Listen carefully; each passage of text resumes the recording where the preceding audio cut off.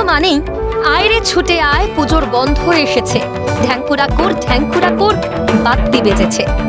হাতে গোনা আর কটা দিন, তারপরেই পঞ্চমী, ষষ্ঠী।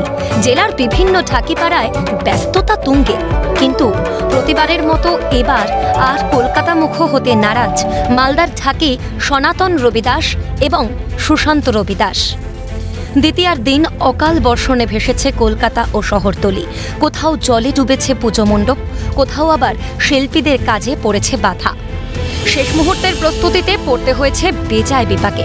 কলকাতা শহরের এমন ভেনিসের মতো অবস্থা দেখে শঙ্কা বাড়ছে মালদার ঢাকিদের মনে। না, কলকাতাতে যে পরিমাণে জল বেড়েছে, গোটা প্যান্ডেলের গোটায় জল হয়ে গেছে, তো কীভাবে পুজো বাজাবো?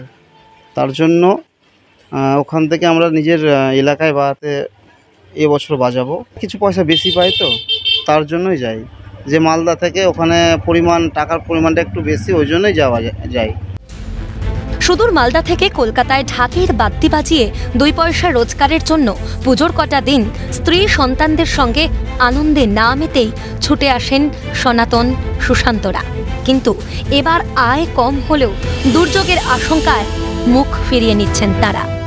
কলকাতা তো জলমগ্ন হয়ে গেছে, তো আমি তো যেতে পারবো না। আমরা মালদাতে ধরে নিয়েছি, জলে কি করে যাব ওখানে। মালদাতে ধরে নিয়েছি আমি পুজো, কানিমলের কাছে। পুজোর মুখে অসুর বৃষ্টি, ঘুম উড়েছে পুজো উদ্যোক্তা থেকে শিল্পীদের। তেমনি পেটের টানে কিছু বেশি রোজগারের তাগিদে নিজের এলাকা ছেড়ে কলকাতায় এসে পুজো কাটায় যারা, তাদের মুখেও হাসি খানিকটা ম্লান হয়েছে।